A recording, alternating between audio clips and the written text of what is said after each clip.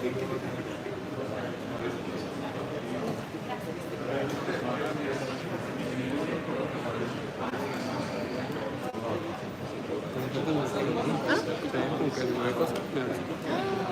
vas a mandar? ¿Será que lo fácil? Sí, te lo mando. Pero no sé. Así. Más derecho.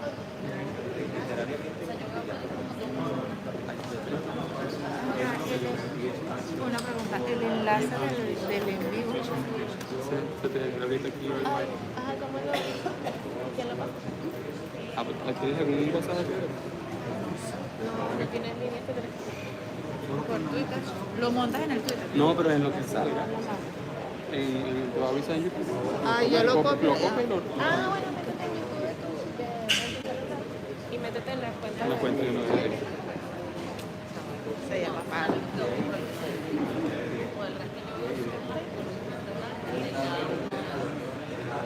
Tiene como mucho techo, ¿no?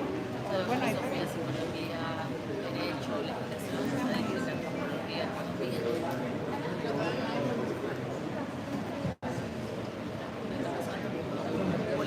Buenos días.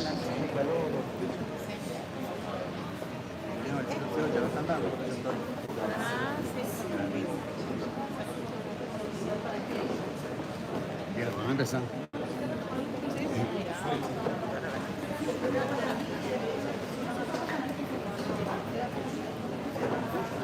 Buenos días, compatriotas.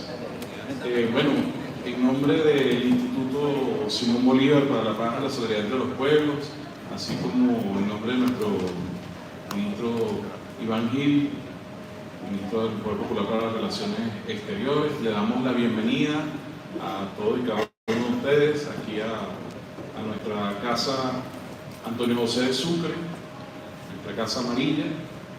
El día de hoy estamos muy contentos porque tenemos un invitado de lujo, nuestro compañero y amigo, el profesor Mohammad Marandi, profesor de la Universidad de Teherán, que nos acompaña, está de visita en el país, en una invitación de nuestro Ministerio del Poder Popular para Ciencia y Tecnología, y nos ha dado la grata oportunidad de compartir con nosotros el día de hoy un poco sobre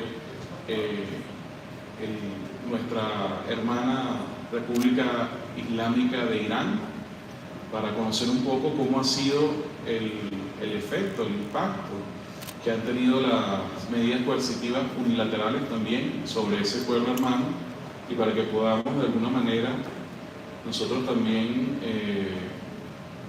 ver los paralelos, ¿no? Y las similitudes que existen entre el ataque que se ha hecho a nuestro país con el ataque que se ha hecho a Irán. El profesor Marandi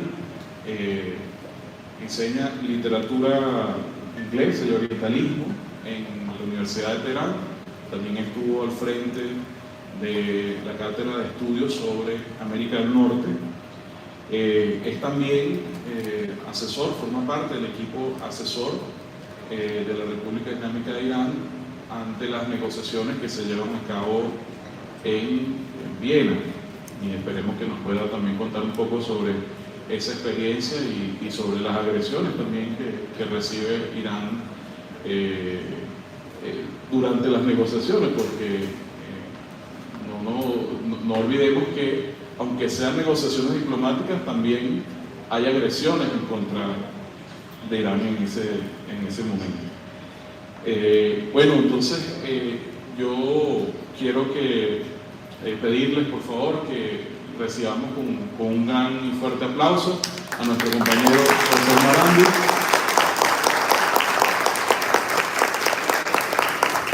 Profesor, bienvenido a Venezuela, bienvenido a esta tierra hermana.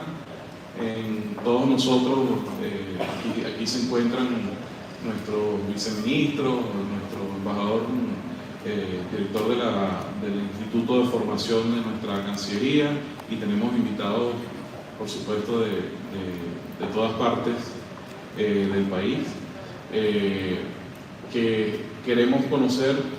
Le damos la bienvenida a esta tierra hermana de Venezuela y queremos conocer más de cerca la realidad de Irán. Así que, profesor, el micrófono es suyo.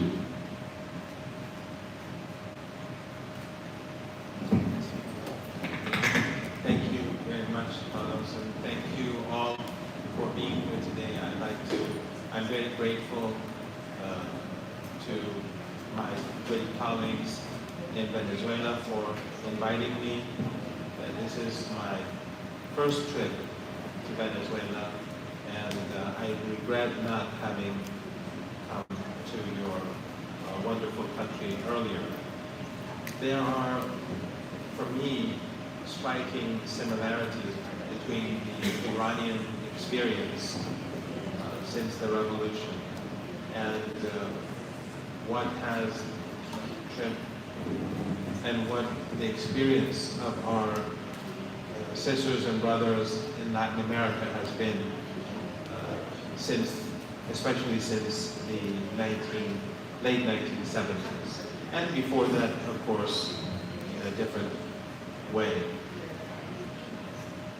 Usually, in the United States, the relationship between Iran and their country is defined by the takeover of the U.S. Embassy. So it's very extraordinary how history begins at a very convenient moment in Western countries. And it is very similar again to the experience with your own country. But the reality is that sanctions against Iran began much earlier than the 1980s. It began in the 1950s when the national government led by Prime Minister Mossadegh nationalized oil.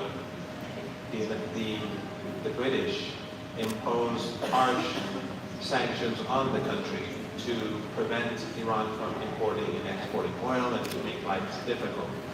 And ultimately that led to the successful coup because they succeeded in demoralizing the country. They capitalized on the ignorance of many people in Iran and among elites and intellectuals who were Western-oriented. And even Prime Minister Mossadegh, one of his flaws was that he trusted the United States. He saw the United States as a sort of anti-colonial entity.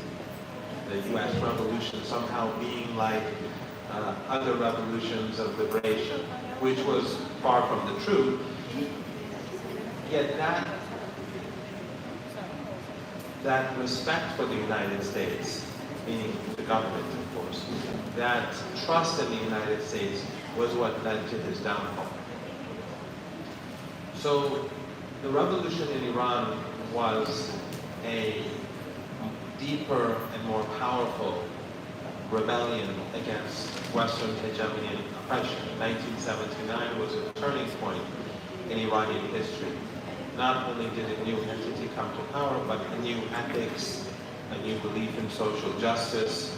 I would argue that in many ways there are strong overlaps between post-revolution in Iran and the revolutions in Latin America, because both were supporting and both were advocating the idea of liberation, but also social justice. The gap between the rich and the poor, which sadly, in the case of Iran, took a turn for the worse after the collapse, after Saddam was expelled from Kuwait and the Soviet Union collapsed. Many in Iran, many of the revolutionaries who were anti-capitalist, who were anti-imperialism, they flipped and they became pro-Western elites in Iran. Some of the most pro-Western Iranian elites today in the 1980s and the early 1990s were the hardliners against Western imperialism. So this change, this revolution in Iran, was not the defining moment in Iran-US relations. For them, the moment comes when the US Embassy was taken. But the US Embassy was taken as a result of the US Embassy attempting to overthrow the new government by organizing political parties inside Iran. I think that sounds familiar here in Venezuela. But in addition to that, the US Embassy was spying against the country, and the United States government was most importantly giving residence and harboring the Shah, the person who had massacred many thousands of people on the streets during the revolution and who had suppressed the population since the overthrow of Prime Minister Mossadegh in 1953. That is why the embassy was taken. The embassy wasn't just taken by a mob of students who wanted to kill Americans, and of course no Americans were killed, but the embassy was taken in protest that the United States was harboring a dictator, a murderous dictator. What I usually would give as an example to Americans is Osama bin Laden and al-Qaeda. If al-Qaeda, if after 9/11, and we've all forgotten about 9/11, that's apparently not important anymore, because the United States is now cooperating with al-Qaeda in Syria and in other parts of our region. But if Iran had given refuge to Osama bin Laden after 9/11, how outraged would the American people be? For the Iranians, giving refuge to the Shah, who had killed thousands, maybe more thousands of Iranians than the number of Americans who were killed by al-Qaeda. That outrage was what caused the embassy takeover. So the embassy takeover has a history and also a context. But that is something that is very simply removed from the equation by the United States. And it was at that moment that the sanctions against Iran began. So sanctions in Iran began roughly more than 40 years ago. And over a period of time, they increased. The United States, as we moved forward in the 1980s, they increased sanctions, whereas the United States and the Europeans, they prevented Iran from importing gas masks. I fought in the Iran-Iraq War. I was involved in the war for six years as a volunteer. I was gassed twice. The Iranian gas masks came in from North Korea. So this very evil North Korean government gave gas masks to Iran, but the good Europeans and the good Americans prevented Iran from importing gas masks, and they gave chemical weapons to Saddam Hussein, the German government, European governments. They gave military intelligence to the United States to use those chemical weapons. And of course, in the UN Security Council, they gave the political cover for him to get away with it, and the Western media was silent. After the massacre of Halabja in Iraqi Kurdistan, for those of you who are older, I went to Halabja right after the massacre. They brought in Western journalists. Their reporting was outrageously minute. Thousands of Iraqi Kurds were massacred in this village. Between 5,000 to 6,800 people. Over 5,000 up to 6,800 people. I don't know the exact number because I've seen two different numbers. Yet the Western media remained almost completely silent. In fact, the United States State Department tried to convince and it told its representatives to try to pin the blame on the chemical attack on Iran. Very similar to what we saw a few years ago in Syria. Very similar to what we saw in Syria, where the Al-Qaeda extremists that were supported and trained by NATO and allies of NATO, they use chemical weapons and try to pin the blame on Syria. I've been to Syria many times. I went to Douma, for example, where these alleged attacks took place. And it was clear what the truth was. So the first incident where chemical weapons were used, and the victim, they tried to pin the blame not on the aggressor, but on the victim, was in the war between Saddam Hussein, the Western-backed Saddam Hussein and Iran. During this war, sanctions increased. So Saddam was giving chemical weapons, and we were prevented from obtaining chemical agents to protect ourselves.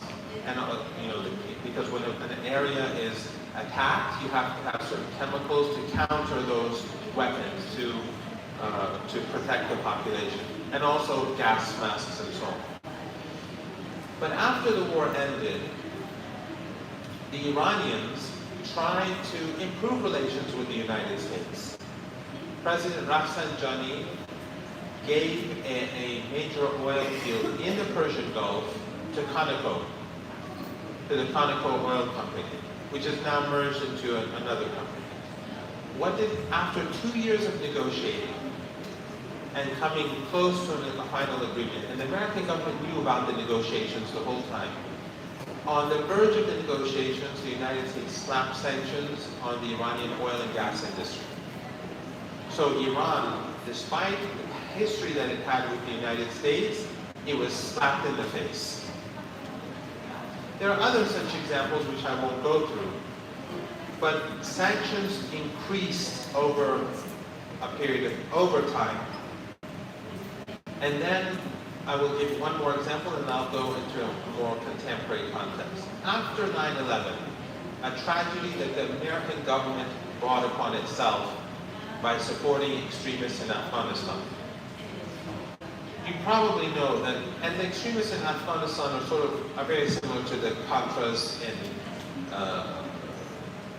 Nicaragua, and the fascists or the right-wing extremists that we now see in Ukraine. This is a tradition in Western hegemony, that they use the most dangerous and ruthless entities to promote their policies. Just like what the Contras did, we saw Al-Qaeda and the Taliban of the 1980s and in the 1990s, were the groups that became the Taliban.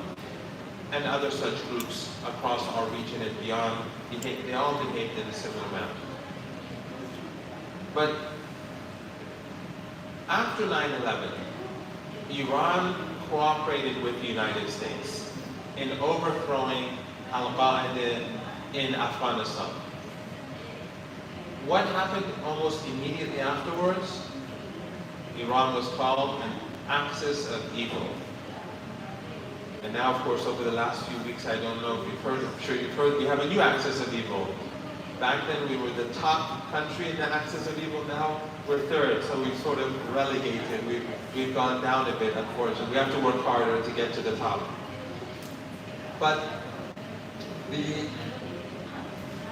Iranians, despite the fact that they assisted the Americans in getting rid of this, it brought about no change in U.S. policy towards Iran. In fact, incrementally, sanctions against Iran increased.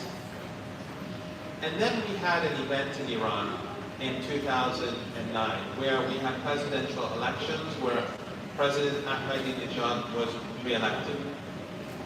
Now, to be very blunt, I wasn't a fan of President Ahmadinejad, and I didn't vote for him. But it was obvious that there was no fraud in those elections. Again, the similarities, I think, are very striking between your own experiences and ours.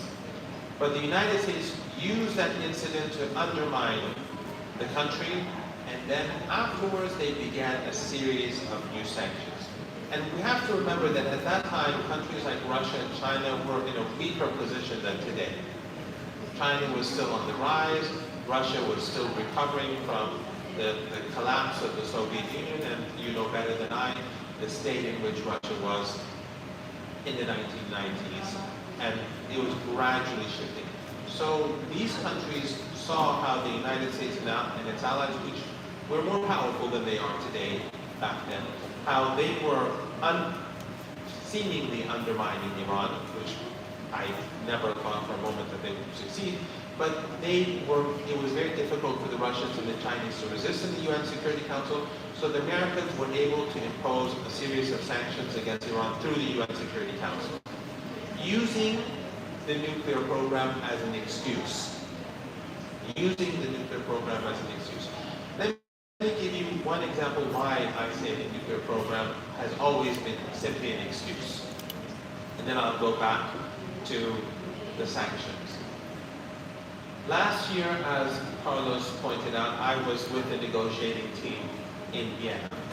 And if you recall, during the negotiations, the Europeans and the Americans were constantly saying, we're running out of time. We're running out of time. We have to have a deal as soon as possible. Otherwise, Iran will reach a point of no return. We heard that time, and they were constantly threatening Iran. They were trying to put pressure on Iran and tell the international community how dangerous the nuclear program, Iran's nuclear program was. Well, after the negotiations ended, and they set a couple of deadlines during the negotiations, which we crossed and nothing happened.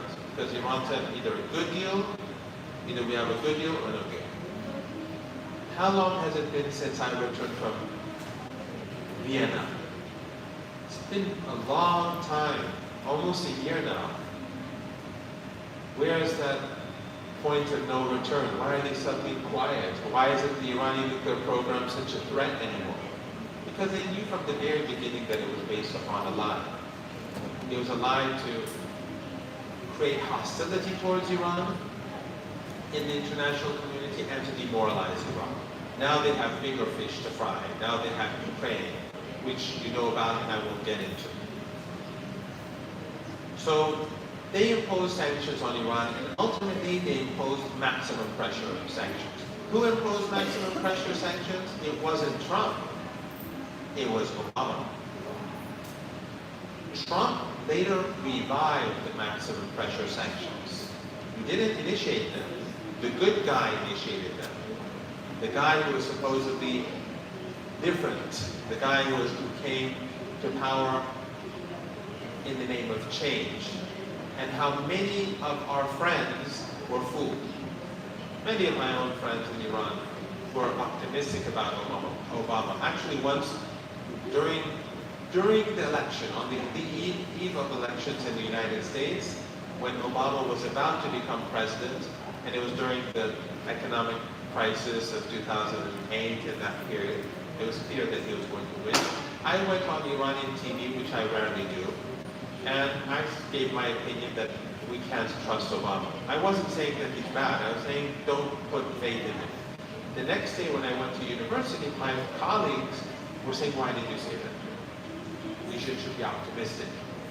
In any case, Obama imposed maximum pressure sanctions, targeting Iranians, all Iranians.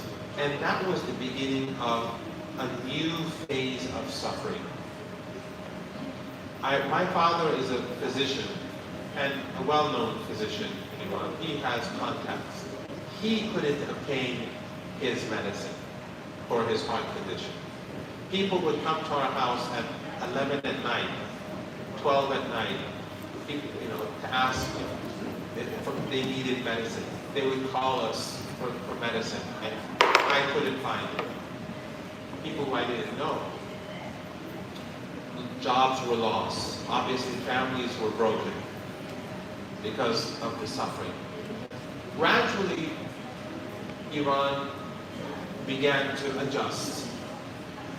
But then, sadly, and this is my personal opinion, after Iran began to adjust, Iran began to learn how to live under sanctions, and it began to develop under sanctions. It became more independent. After 2015, when Iran and the United States signed the JCPOA, a big mistake was made in Iran. And that was that we thought things would go back to normal. And instead of pursuing those advances that we made under sanctions, instead of continuing down the road of independence, or at least independence from Western entities, we sort of pushed aside that progress that we had made under sanctions. Sanctions are, of course, a terrible thing, but the progress that was made was sidelined. And even new friends that we had made, there were new companies coming in from China, for example, developing Iranian oil and gas fields. We pushed them aside in the hope that the Western countries would come, and they never came. Under Obama, they never came. The United States never implemented the nuclear deal, never. The Iranian central bank was never able to exchange or send money abroad or bring money in violation of the nuclear deal. The United States never intended to implement the nuclear deal. And then, of course, Trump came to power. And what did he do? He restarted the maximum pressure sanctions. So the U.S. didn't implement the deal, but they implemented elements of it. He reversed all of that and went even further. And what happened? Iran had to start many things all over again. Some of the progress that we had made, we had ignored, and that progress began to diminish. We were forced to revive that and start it all over again. Not completely, but in many cases completely. And since then, Iran has been under maximum pressure sanctions. And under Biden, despite promising to remove them, being opposed to the maximum pressure sanctions during his campaign, many American elites told me themselves, people who are now in government in the United States, told me that the first thing that Biden will do when he becomes a president is that he will remove the sanctions that are directives of the president. He will reverse Trump's presidential decrees.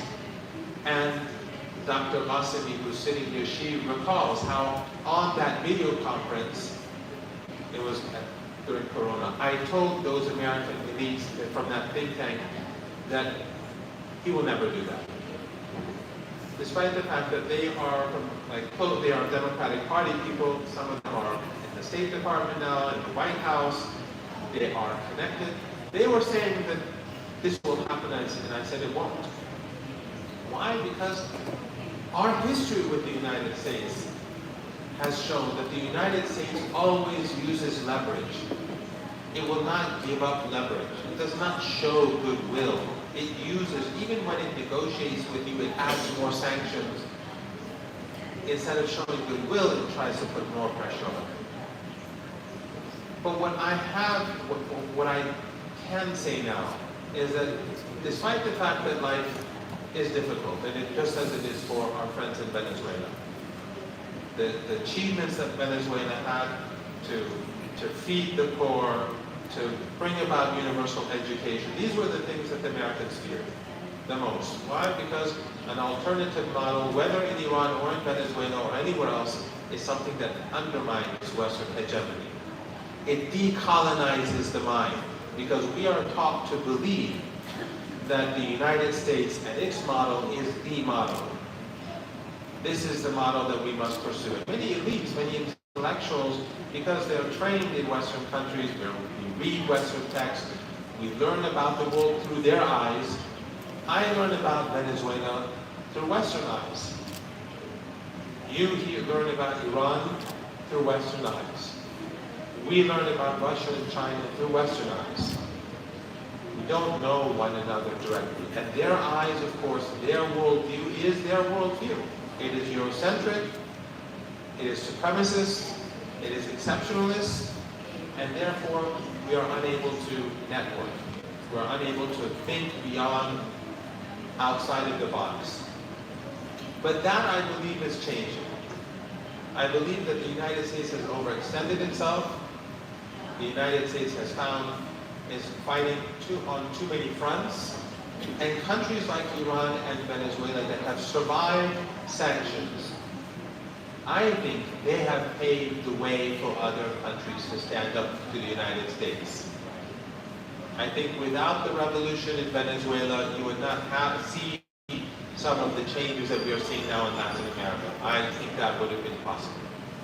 I think without the resistance in Iran, you would not see the United States retreating from our region. But I think that there's still one element that has to be dealt with more than any other, and that is the decolonization of the mind. We have to start thinking about how to grow, how to develop, not only by using our own models, but by looking beyond the West. For Iran to look to Venezuela to see what Venezuela has to offer. For Venezuela to look to Iran to see what it has to offer. To broaden our South-South cooperation so that Western countries are automatically less significant in our world. To recognize that we do not need to even necessarily be educated in the West. To come to the conclusion that we don't necessarily have to buy products that have a stamp of approval from some Western body. That we can achieve this because we are just as intellectually capable as anyone else living in Europe or North America. And I think that that moment has arrived. I think that we are entering a new era, a very dangerous era, an era which the world may become a much more dangerous place. But I think that that process of decolonization, simply because of the fact that this supremacist entity is declining, that era has arrived, and that those sanctions will, as we move forward, become increasingly incapable of impeding our progress, and in certain ways they have enabled us to jump forward, especially in the case of Iran with regards to high-tech industries. Once again, I'm very grateful. I wanted to speak less so that we could have a discussion, but as usual, I talk more than I promise my colleagues for me to speak. Thank you very much.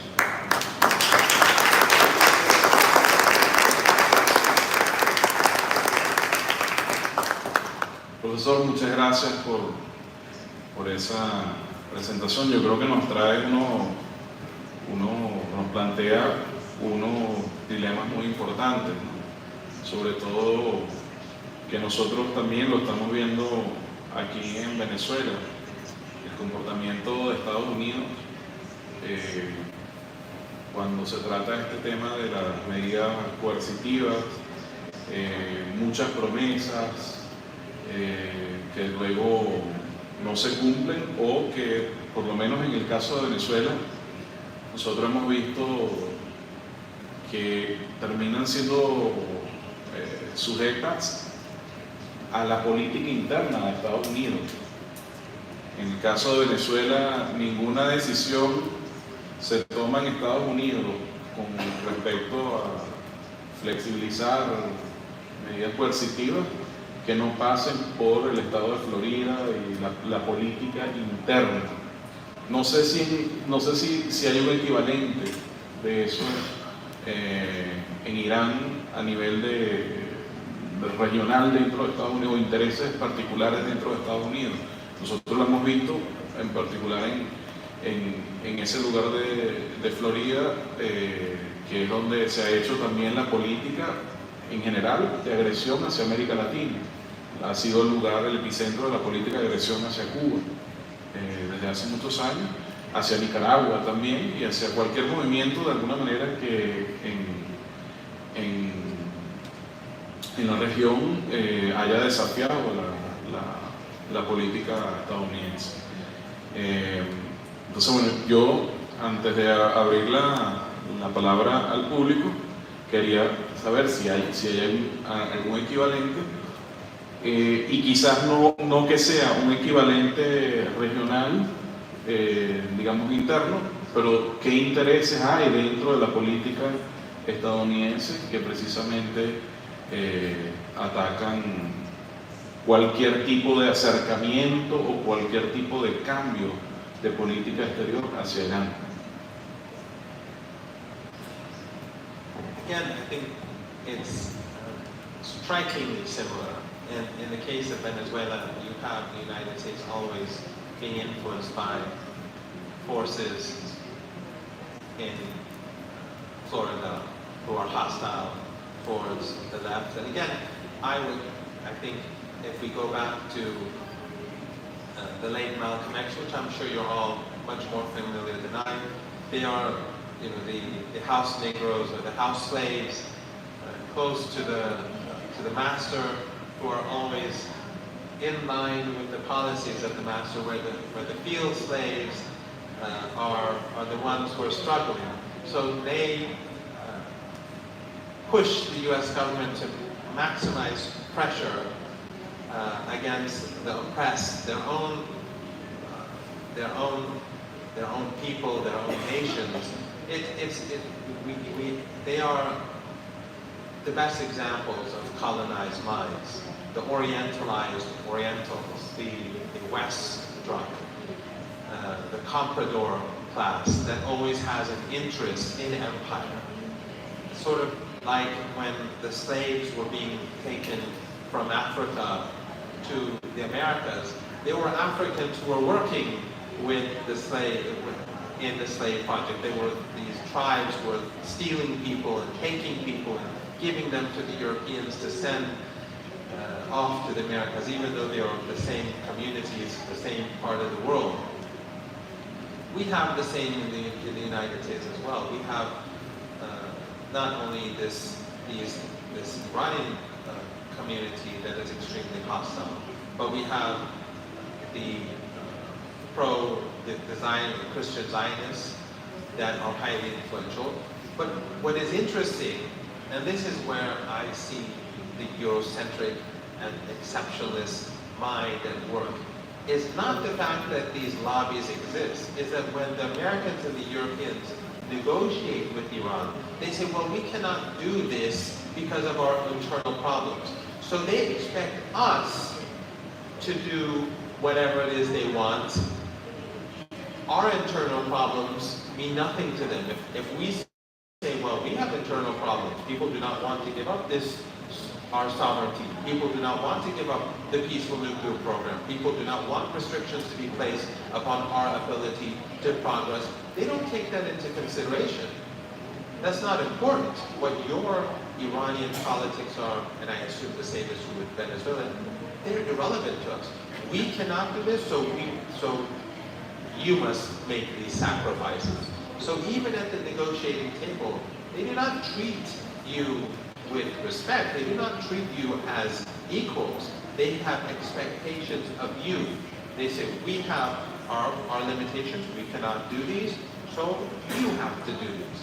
So yes, we have those forces, but those forces within the country, within the United States, where there are Zionist Christians, whether they are the pro-Israeli lobby like AIPAC and others, or whether they are the former monarchists or the MEK terrorist group that fought for Saddam Hussein against our country in the 1980s and the 1990s.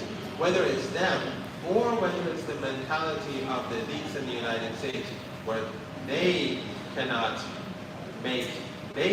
give concessions because of their internal policies, and they expect us to give concessions regardless of our own internal issues.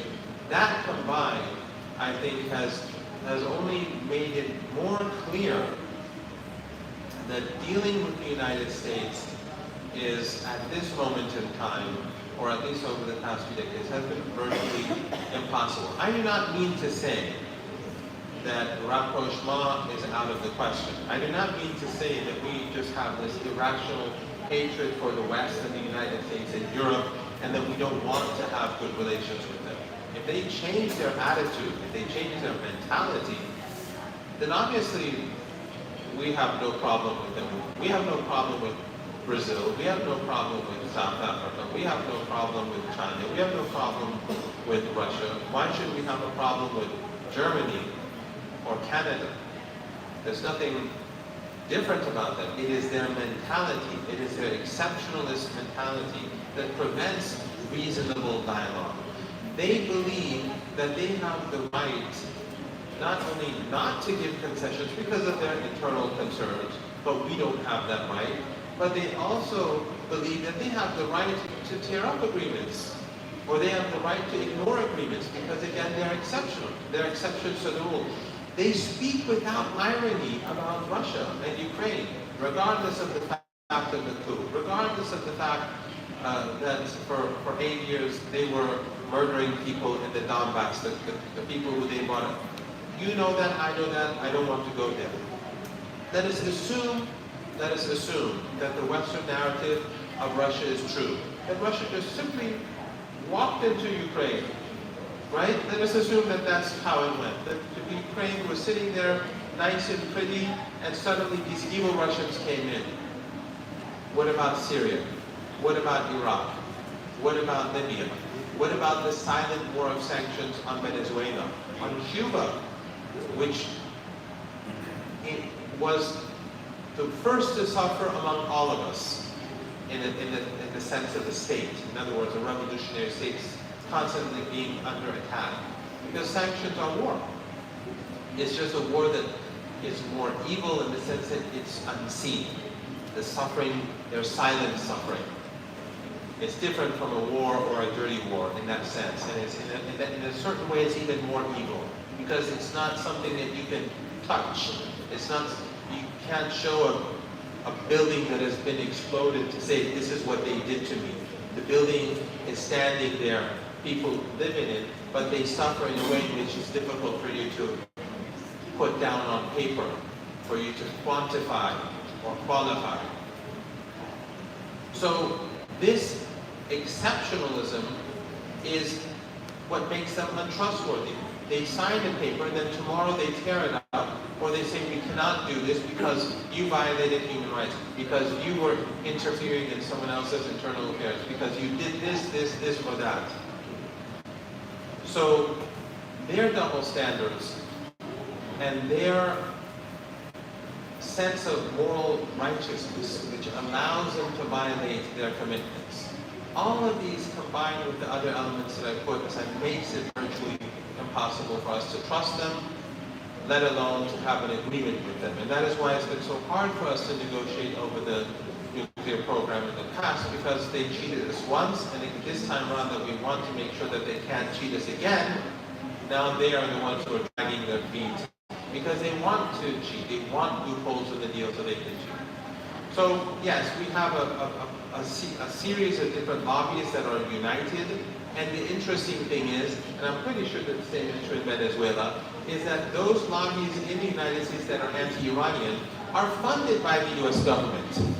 And then those lobbies fund senators, or they give senators hundreds of thousands of dollars to give speeches, and so it's like it's a circle.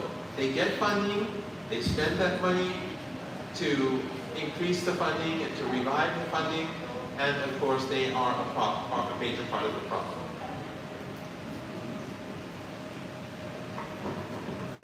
Bueno, quisiéramos ver si podemos tener una oportunidad de que algunos compañeros o compañeras del público puedan hacer algunas preguntas.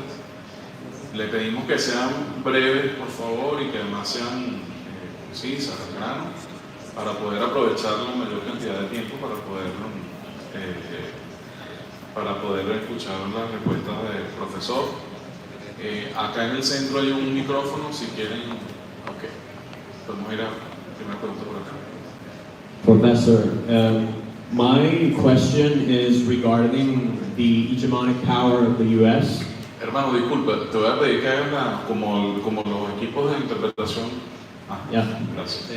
No, mi pregunta va orientada así, bueno, con respecto a la hegemonía de los Estados Unidos, las maneras de poder sentarlos en la mesa y llegar digamos, a algo factible con ellos en la mesa de negociación, pasa porque ellos pierden también ese poder hegemónico que tienen sobre el planeta, sobre la capacidad de dictar normas y de modificar las reglas de juego a su antojo.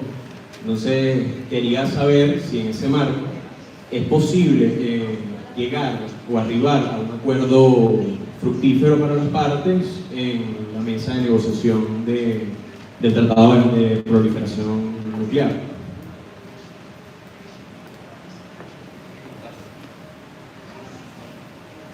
Vamos a tomar varias preguntas para después darle chance de responder. Muy buenos días, bienvenidos a Venezuela. Un saludo a las autoridades de la Cancillería. Mi pregunta específica es en relación al trabajo que estamos realizando un grupo de funcionarios que están cursando en este momento el diplomado sobre medidas coercitivas unilaterales a cargo del Observatorio Antibloqueo de nuestro país. Quería en este sentido hacer un comentario para ver las posibilidades que de Teherán también pudiéramos hacer algún tipo de articulación, porque revisando la literatura existente hasta el momento, se está tratando de cambiar lo que es realmente la significación de las medidas coercitivas unilaterales. Cuando uno revisa la bibliografía que hay jurídica con respecto a las medidas coercitivas unilaterales, hay una tendencia desde centros académicos occidentales a hacer ver que las medidas coercitivas unilaterales son una herramienta o son un instrumento de la política exterior de los países, lo cual es totalmente contrario al espíritu de la Carta de las Naciones Unidas y lo cual es contrario al derecho internacional, son un antijurídico. Entonces, cuando uno revisa la cantidad de bibliografía, hay una desproporción jurídica de la bibliografía que aportan los países occidentales con la bibliografía jurídica que pudiéramos estar aportando los países que hemos estado padeciendo las medidas coercitivas unilaterales. Entonces quería hacer esta reflexión y decirle que desde el diplomado de las medidas coercitivas unilaterales estamos estudiando este tema y agradecemos al Instituto Simón Bolívar por habernos acercado a una experiencia directa de un país que también está en las mismas circunstancias de Venezuela. Gracias y espero que sea grata su estancia en nuestro país, primera vez en nuestro país. Si tenemos una más y le damos chance al profesor de responder. Por aquí. Hola, buenos días. Bueno, primeramente muchas gracias por esta iniciativa del Instituto Simón Bolívar y muchas gracias, profesor, por toda su explicación. Bien, recientemente Estados Unidos ha hecho varias presentaciones, por lo menos a nivel de Senado, sobre lo que sería la defensa de su presupuesto de inversión para el desarrollo internacional. Ahora, mi pregunta va dirigida hacia, según lo que usted ha investigado, ¿dónde prevé que las sanciones de Estados Unidos se dirijan hacia Irán? Comprendiendo que ahora mismo existe un alto interés por controlar lo que ellos denominan los minerales críticos, pero pareciera un mero interés por el control del desarrollo tecnológico militar que tienen estas naciones. Muchas gracias.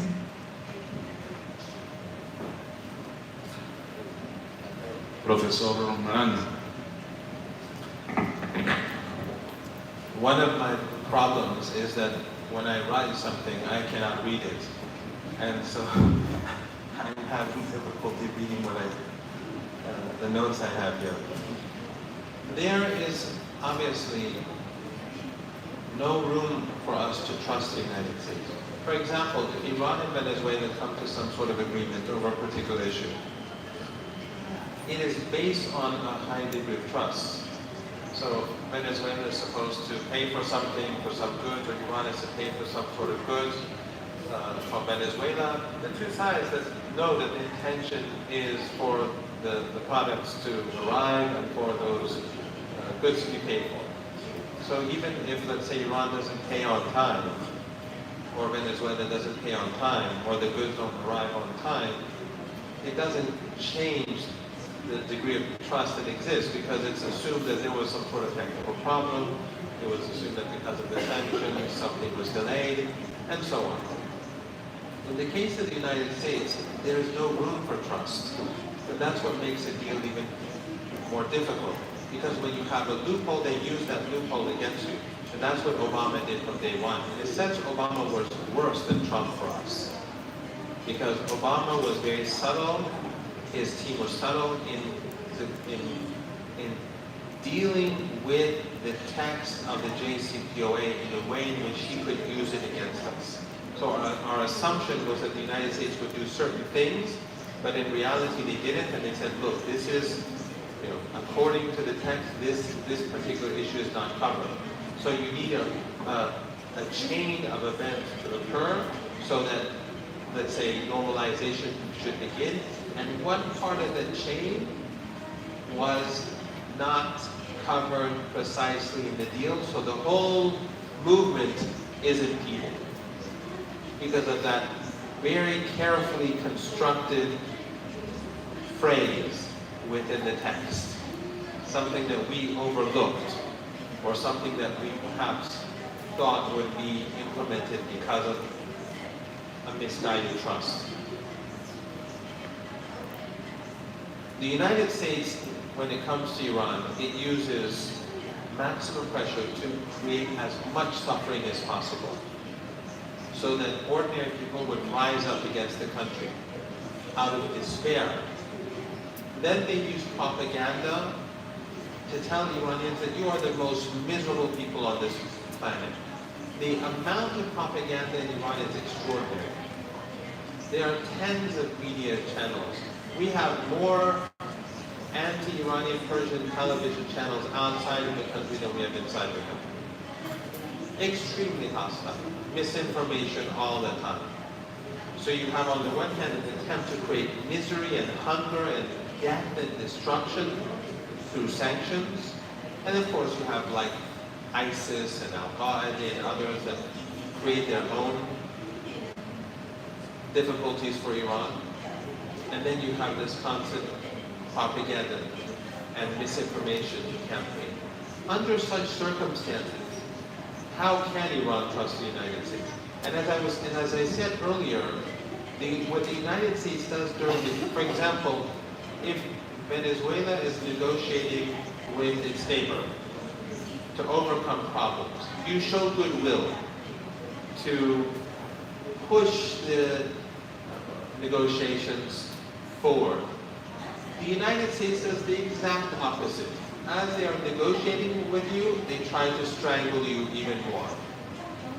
They try to make you capitulate, to bring you to your knees.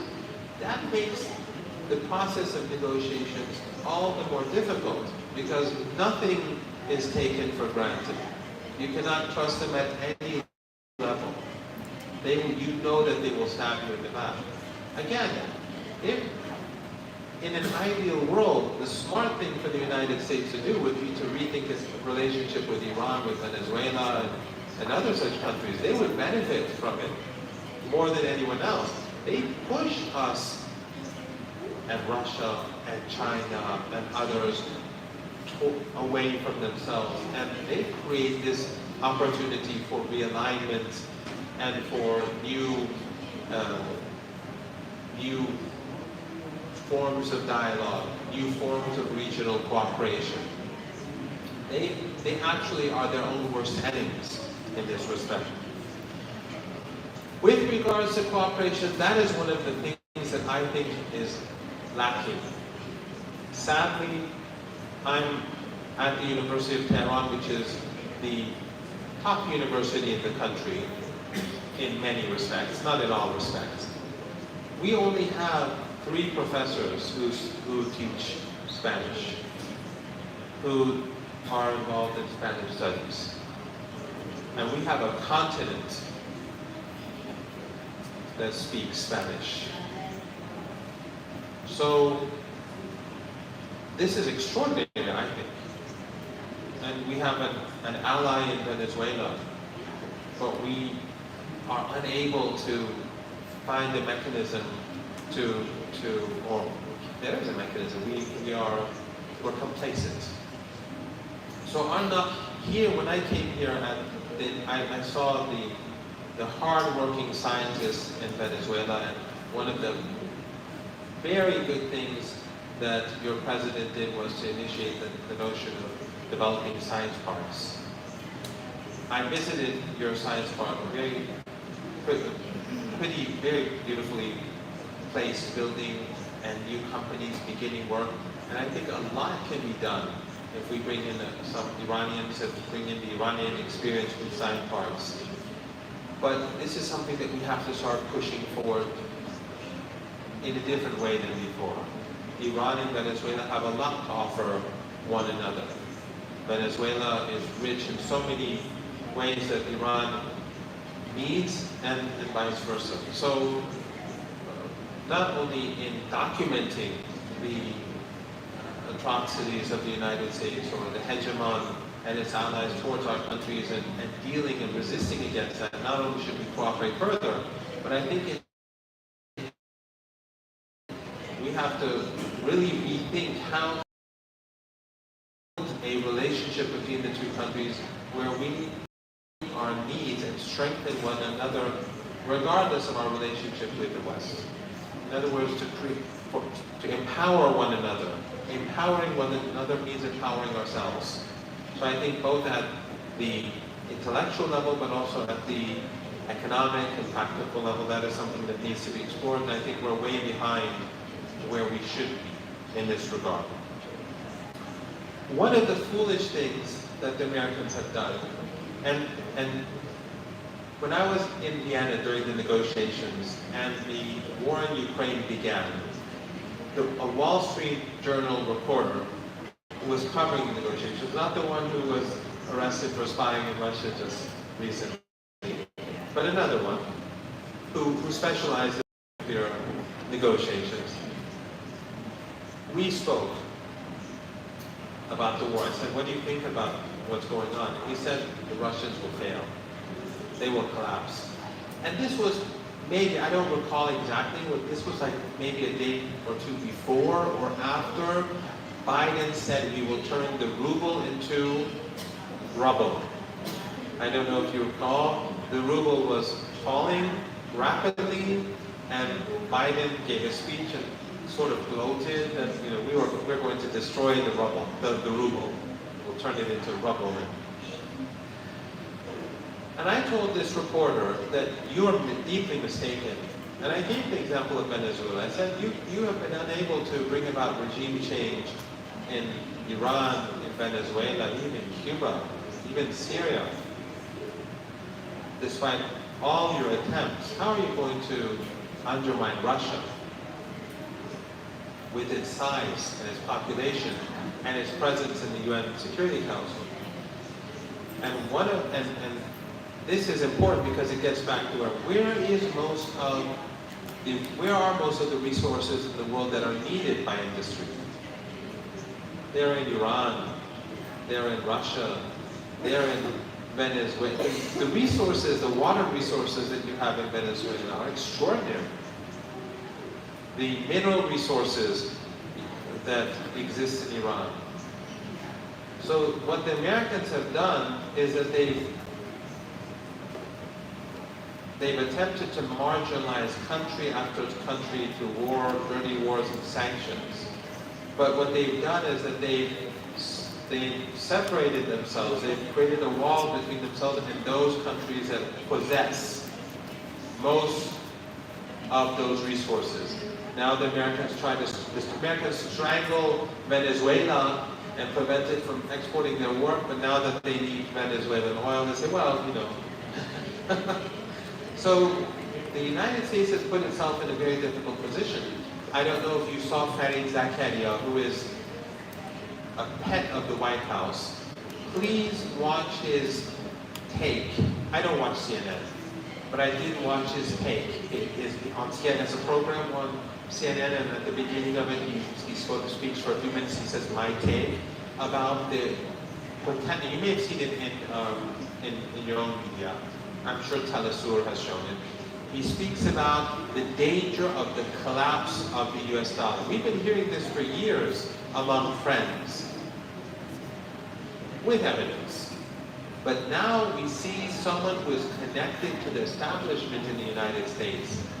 And if the United States dollar begins to decline, then that is the last tool of the United States. That is it. It is over. If the US dollar loses its status, so by marginalized countries with resources, with key minerals, with key products that are needed in order to produce goods, by doing so, the United States has shot itself in the foot, and in my opinion, it is out of arrogance. the exceptionalists, the supremacists, the Eurocentric entity cannot see its adversaries with respect. They do not see you as capable of defeating them. You are nothing, you are inferior. How can you rise up against them? So it's, when we see that on the one hand, they are, one example that I find so extraordinary is when the war in Ukraine began, the Americans went to the Chinese and they said, cooperate with us against Russia. And then simultaneously, they were sending their high-ranking officials to Taiwan. The utter arrogance of the Americans and the Europeans. On the one hand, they say, you stay away from Taiwan, but let's cooperate on Russia. That arrogance, that supremacist worldview, prevents them from, in my opinion, from seeing things reasonably. They live in a bubble where they think that they can still remain at the top because we are incapable of overcoming. But I think that bubble is beginning to burst, and I think it's that watching that Farid Zakaria 5-minute clip, I think is worth it for all of us, and for me to actually watch it one more time.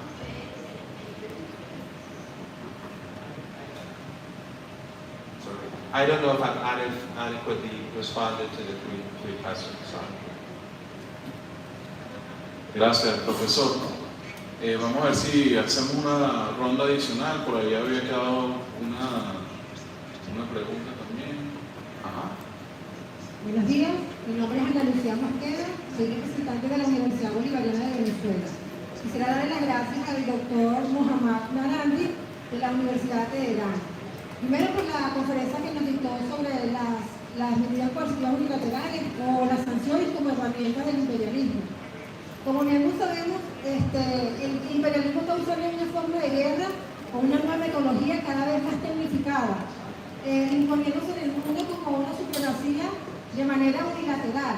Y para nosotros no es, como se dice, ajeno a que ellos están utilizando esta herramienta no solamente en Venezuela, sino en otros países, como hemos visto, Rusia, China e inclusive más de 30 países con algunas sanciones impuestas. La pregunta mía es la siguiente. Como representante de la Universidad Bolivariana de Venezuela, ¿existe alguna convenio o cooperación internacional entre Teherán y Venezuela en materia académica de las universidades estudiantiles? Si existe esa posibilidad o no la hay, me gustaría conformar desde la Universidad Bolivariana de Venezuela las brigadas de solidaridad y hermandad con la República de Teherán. O sea, quisiéramos conformarla desde la Universidad Bolivariana y asimismo invitarlo a alguna conferencia magistral en la Universidad de los Saberes, que como es la Universidad Bolivariana de Venezuela. Y para ello, bueno, queremos, como se dice, de alguna manera comunicarle pues nuestra solidaridad con este país, y desde la Universidad Bolivariana de Venezuela estamos abiertos para formar esas brigadas estudiantiles y universitarias con este hermano país. Gracias. Gracias. ¿Alguna otra? Por aquí adelante.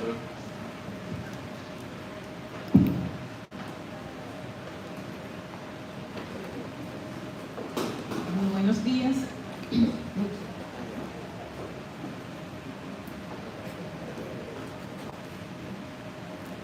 Buenos días. Bienvenido y muchas gracias por la conferencia.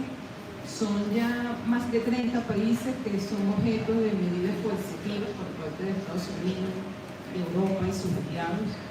Son ya en algunos países, más de 60 años que vienen sufriendo y padeciendo esta forma de guerra moderna.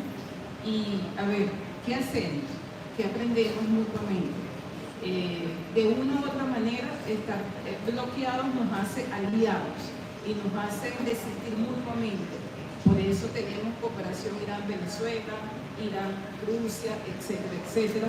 ¿Y cómo podemos entonces enfrentar juntos al enemigo común? De una u otra manera lo estamos haciendo, pero jurídicamente, ¿cómo podemos hacer eso?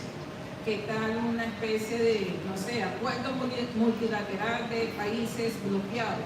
Nos imaginamos por un minuto una cumbre de presidentes de países bloqueados que podamos conformar algún esquema que pueda contrarrestar de una u otra manera y seguir luchando juntos este esquema.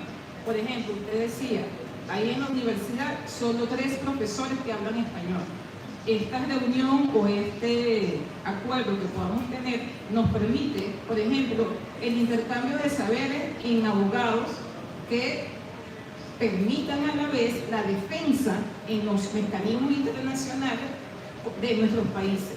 Porque estamos siendo atacados por Estados Unidos y estamos en el juego de que nuestra defensa es como lo dice Estados Unidos y no tenemos una alternativa. Entramos en el juego de que para defenderme sigo el camino que ellos me trazan. ¿Y cuál es mi alternativa? Si ya tenemos nosotros como países, estamos aliados. Ya desde el comandante Chávez estamos aliados en defensa de un enemigo común. ¿Qué hacemos para avanzar en esta defensa del enemigo común? Un club de países bloqueados, un acuerdo multilateral, etcétera, etcétera. Gracias. Si tenemos alguna pregunta más.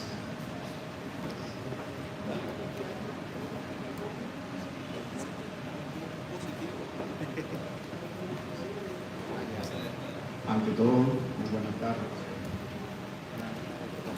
Un gran saludo, doctor Mohammad Marandi.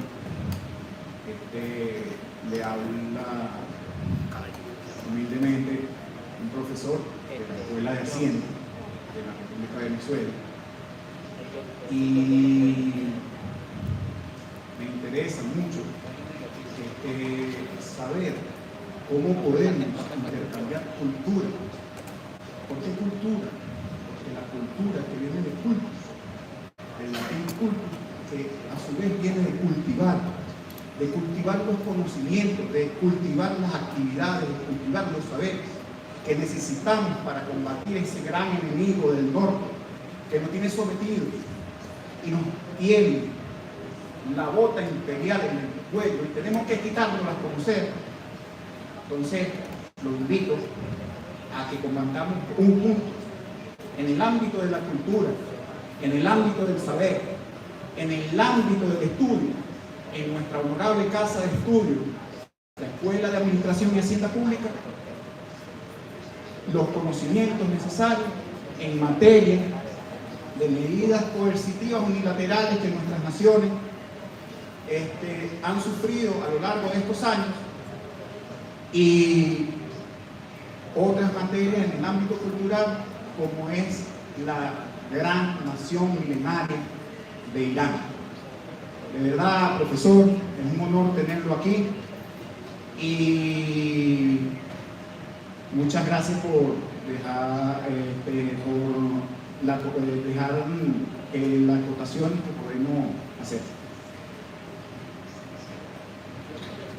Bien, profesor, yo me voy a colear también con una inquietud más que me gustaría saber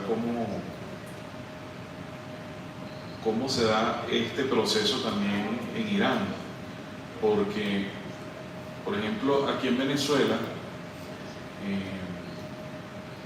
así como las medidas coercitivas son una especie de ataque oculto,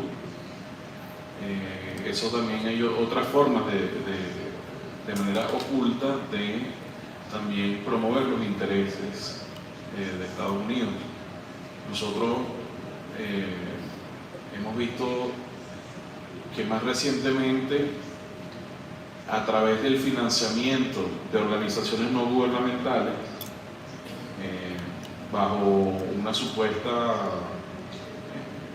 ayuda para resolver problemas del país en materia de alimentación o salud o cualquier otra cosa, se financia indirectamente a la subversión política.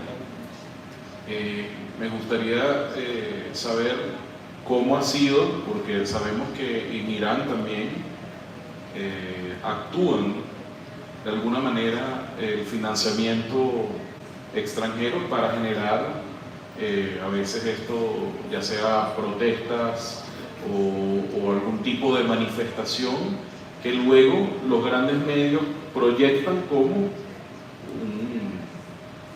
caos en el país, o de alguna manera lo utilizan para desmoralizar a la gente, intentando desmoralizar a la gente, para intentar vender la imagen de que el gobierno en Irán en cualquier momento puede caer, y no tiene nada que ver con la realidad. Me gustaría saber cómo se da esa dinámica, cómo llega ese financiamiento a Irán, cómo son esas expresiones que quizás creo que podamos ver similitudes con los casos de ataque también a Venezuela.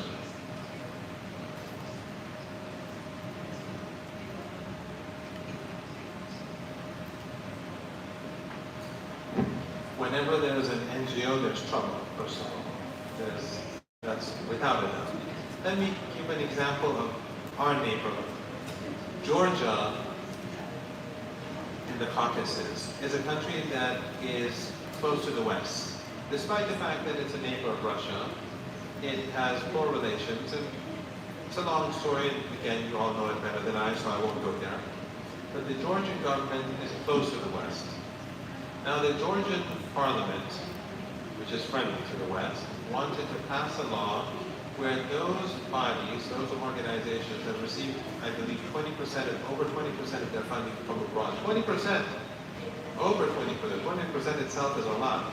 20% of their funding from abroad, it should be declared. And the Americans, the Europeans, pushed for demonstrations against the government, and we're pushing for regime change. So even a friend of the United States cannot trust the United States. Georgia is not Venezuela. Georgia is not Iran. Georgia is not even India. Georgia is a country that the government wants to become a part of the EU. And maybe one day NATO. Maybe it was Georgia and Ukraine that were simultaneously moving forward to become integrated into the Western military pact. So when you cannot trust the United States and the EU, which is no different from the United States, just a weak and ineffective,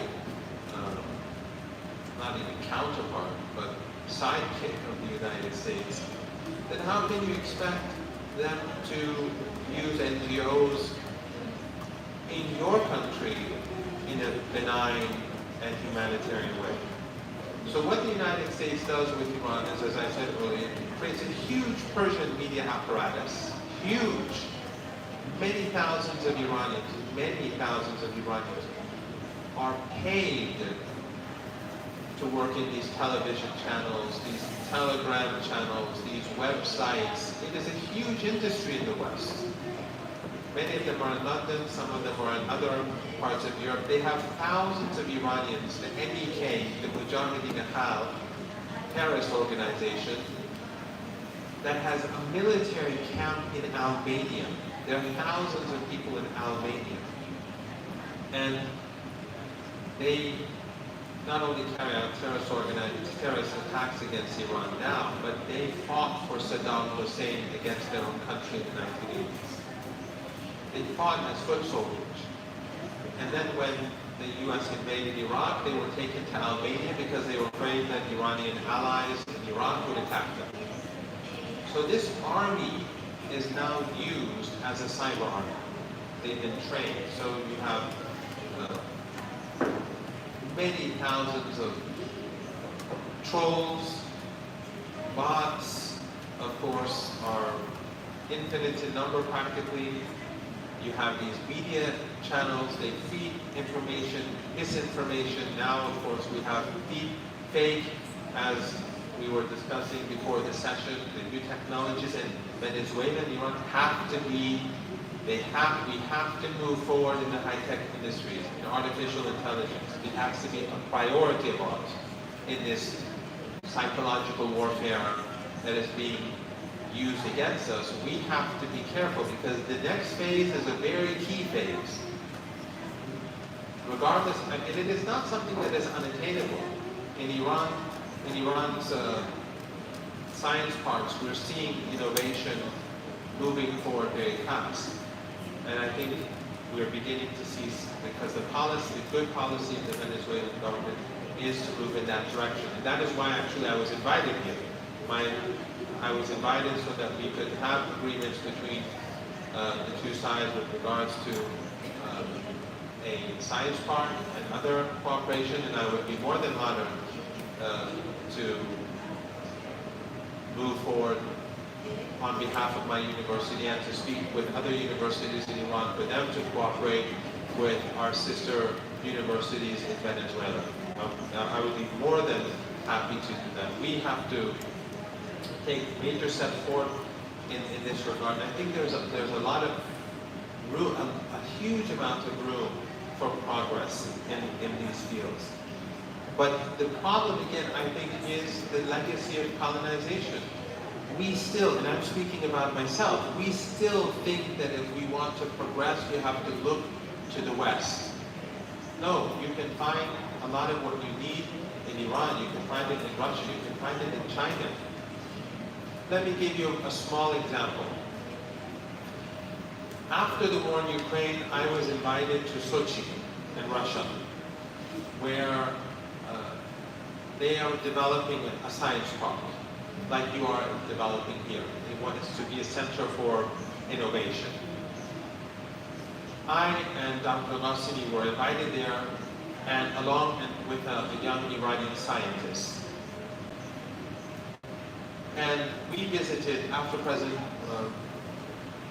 Putin gave his speech, and after we had our own speeches in the different panels. There were like panel discussions, and we gave speeches about Iran and Russia. In our own panel, we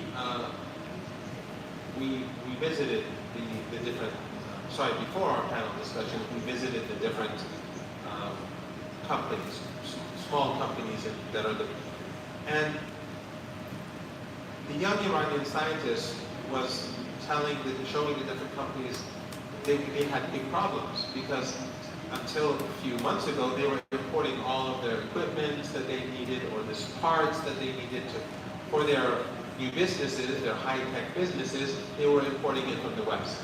But because of the sanctions, they could no longer do so. But Iran was producing these goods. Iran is producing these goods because we've been sanctioned for a very long time.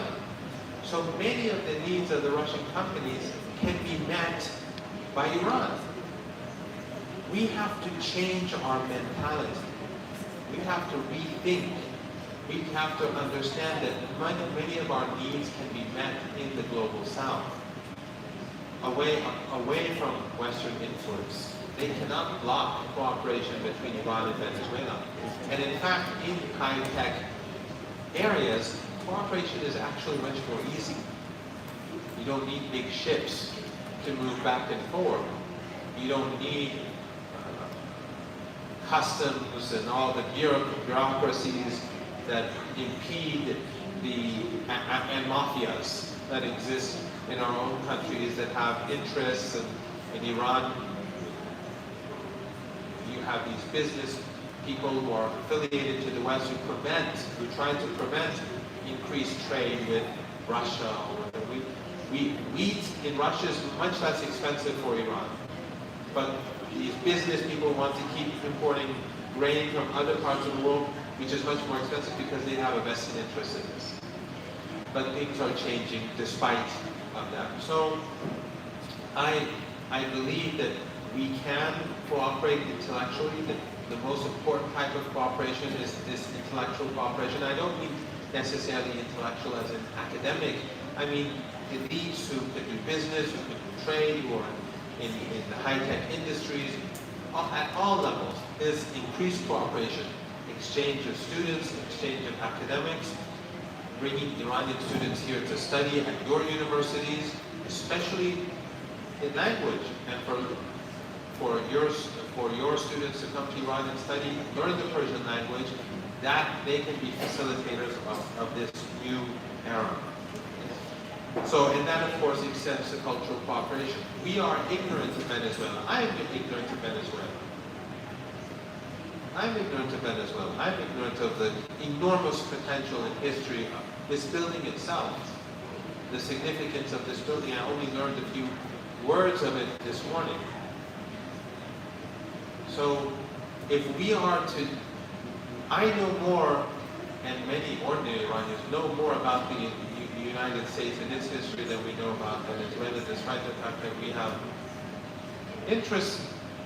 greater interest in good relations with Venezuela, because it is doable, it exists. So we have to change that mentality. One of the things that I found striking, and I don't know if they're going to succeed or not, but when President Putin and President Xi met, they agreed on establishing a joint media. I don't know how it will function, how that works, but I think Iran and Venezuela have to look at these models.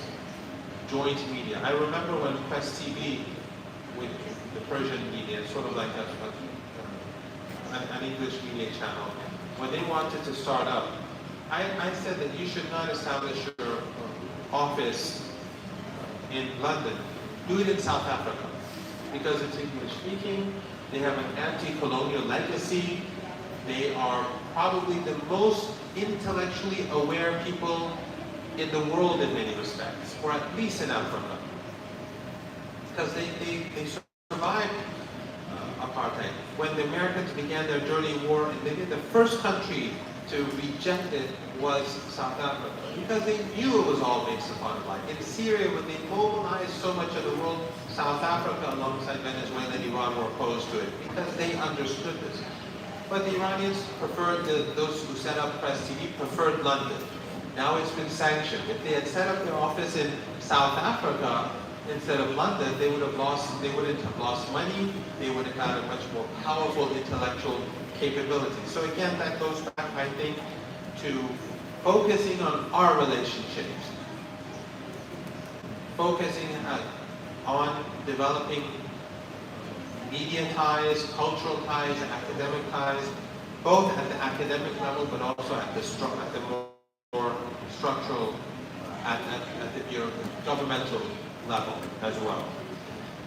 I've spoken too much. I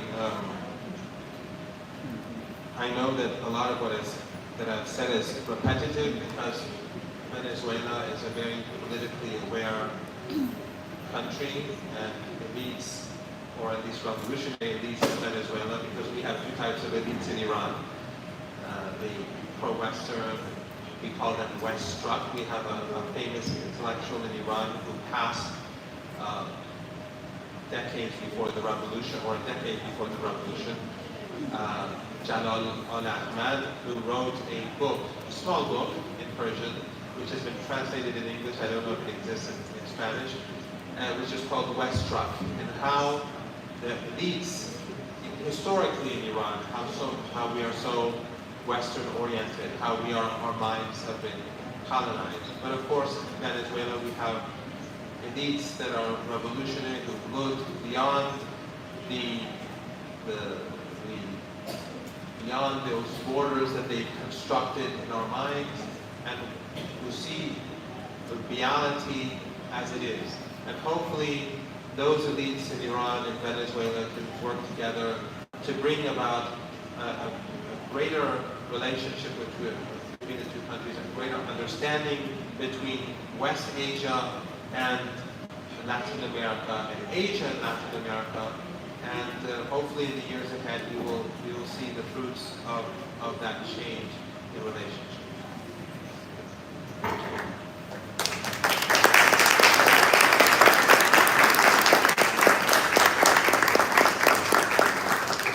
Muchas gracias, profesor Marandi. Creo que efectivamente la importancia de este tipo de encuentros es que nuestros pueblos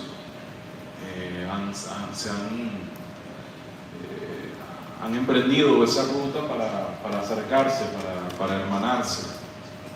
Que la idea es que podamos cada vez más ir concretando esos puentes propios, que podamos ver, que podamos conocernos, como usted dice, conocernos mutuamente, sin que sea a través de la mirada de Occidente o a través de la mirada de otro país, sino que sea a través de nuestras propias miradas. nosotros estamos muy contentos de que aquí surgieron varias invitaciones para usted y es importante, creo que muy positivo que varias de nuestras instituciones que han estado aquí representadas puedan precisamente ir acercándose con sus contrapartes en Irán para ir haciendo ese trabajo de acercamiento. Nuestra viceministra aquí, Tatiana Put, que es la responsable para Asia, Medio Oriente y Oceanía, también tiene bastante trabajo en esa área y sé que seguiremos construyendo esos puentes propios. Yo no sé si nos queda alguna intervención más, daría tiempo como yo creo que para un comentario, una pregunta más antes de cerrar, si hay alguien. ¿No? A la 1, a la 2, a la 3. Muy bien, bueno, nosotros estamos muy contentos, profesor Marandi, por esta visita, estamos muy contentos por este encuentro, que sea el primero de muchos. Yo creo que es importante que sigamos, como decíamos antes, que sigamos construyendo estos lazos entre nuestros pueblos, estos lazos para entender mejor nuestras realidades a partir de nuestras experiencias. Hay mucho que podemos conocer y crear juntos. Creo que esa es la gran tarea que tenemos hacia adelante. El mundo, como usted dice, está cambiando. Hay una nueva configuración, hay un mundo que está naciendo donde seguramente podremos avanzar hacia lo que el libertador Simón Bolívar, nuestro guía, decía que era la búsqueda del equilibrio del universo, que tenía que haber un equilibrio entre las fuerzas, entre las regiones, entre los pueblos, para que eso garantizara lo que es la paz inalterable, una paz que nosotros la entendemos como una paz que necesariamente tiene que tener justicia social, tiene que garantizar que podamos darle una vida digna a todo nuestro pueblo y que podamos garantizar a su vez, como él también lo decía, la mayor suma de felicidad posible, que es el objetivo. Nosotros, y aquí en nombre